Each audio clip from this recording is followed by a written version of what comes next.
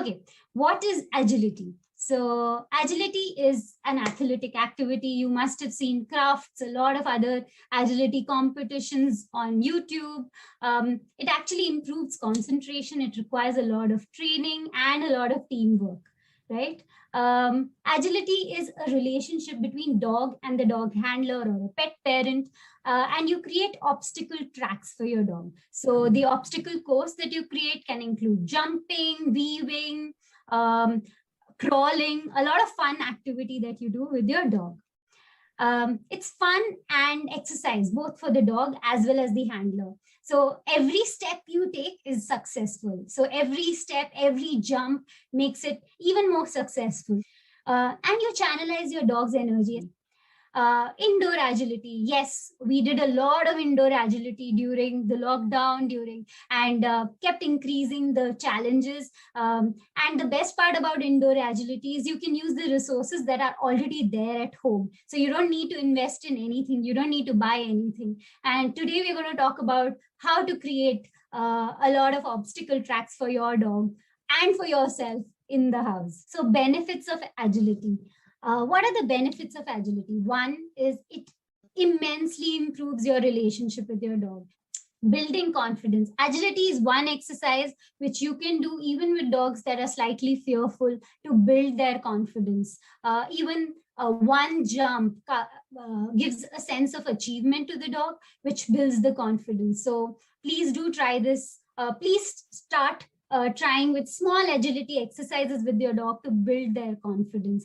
It's a great exercise both mentally and physically. So think about it. When your dog is doing it, the dog is thinking, oh my God, am I going to jump? And that is when I'm going to get a treat. Am I going to crawl? And that's when I'm going to get a treat. So your dog is constantly thinking and using his body. So it's physical and mental stimulation together. Improving off-leash reliability. I know a lot of pet parents constantly talk about, I want to leave my dog off-leash. I want to leave my dog off-leash. Not able to do that. Outdoor, of course, there are certain restrictions, especially in India. You don't have certain spaces where you can practice agility. Very limited, I would say. But indoors, you can certainly try it off-leash. If your dog is properly trained and knows a few commands, you can do this and build off-leash reliability. Also, it keeps the pet parents in shape.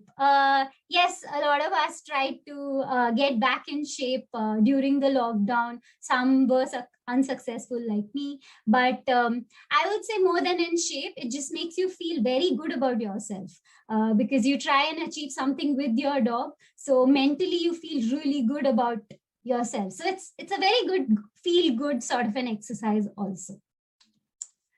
Methods of training. So I know I'm going really fast. So now I'm going to start giving like examples of how you're going to train your dog for agility exercises. So the method one is shaping method. Shaping method is when you have a desired behavior in your head and the dog naturally performs that and you reward the dog for it.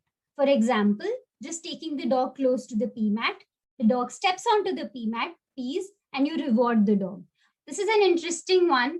It's called target training, where the behavior is directed through something as a target. So the target is an object, ideally, or your palm or something that you want the target to be.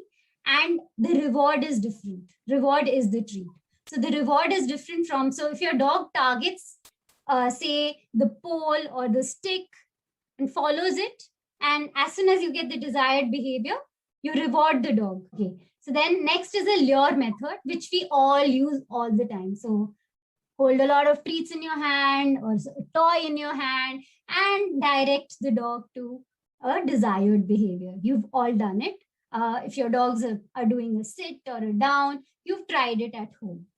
Guided learning, where the pet parent or a dog handler themselves try and guide. So you weave along with your dog, you direct the dog to go up on the table, come down the table, go under the sofa, things like that. So you guide the dog. Reverse training. Reverse training is, I know all of you would have at some point in time wondered, how does the dog do so many activities in a sequence, especially for agility, during agility competitions.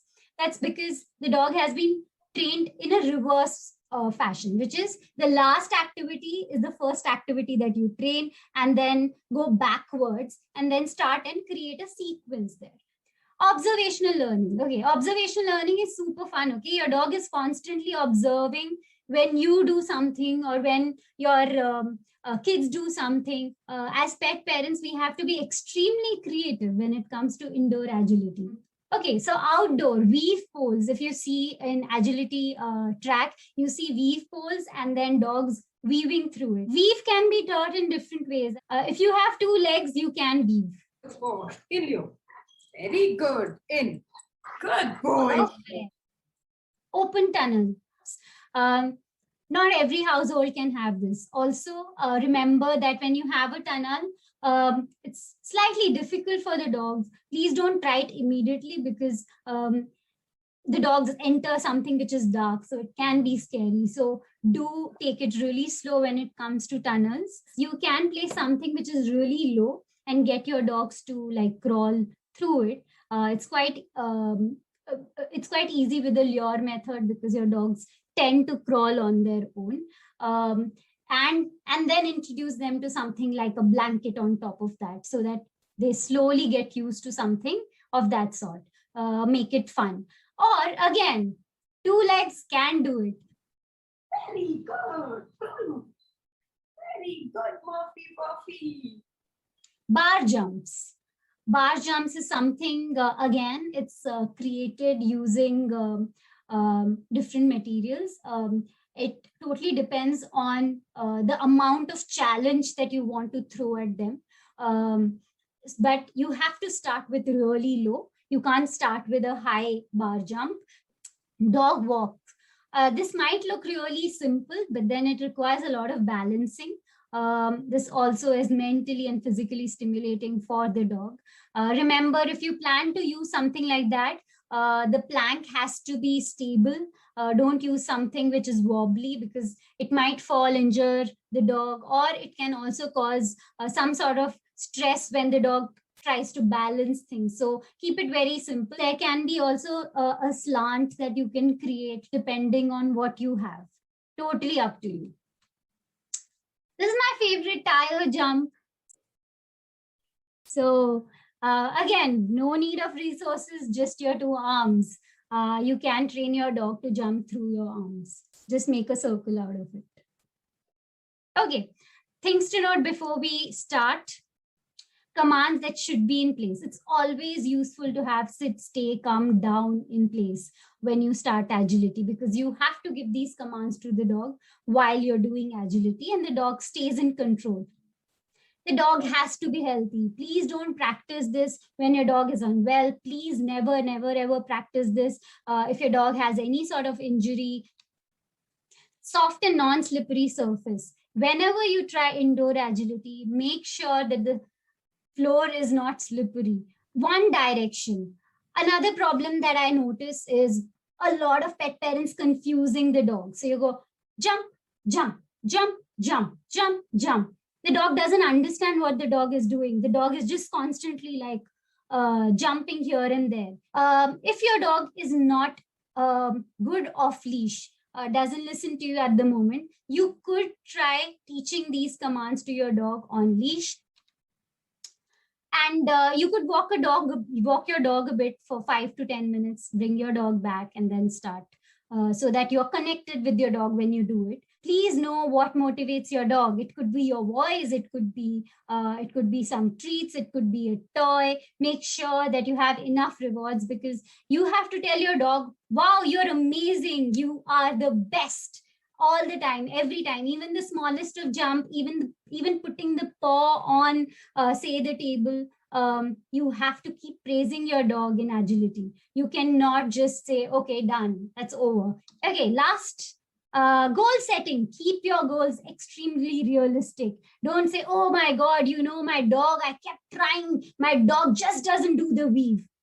Please take it slow. Do it step by step. But yeah, take it slow, keep it low. Like I said, take it slow Any jump that you try, keep it really low, so low initially. Even if it's a hula hoop, it should be on the ground first. The dog just goes through and comes back. Even set the environment for success. Keep your treats in place, keep your praises in place. No matter what your dog does during agility, you're going to be like, woohoo, yes, you're the best dog in the world. You're going to win the crafts.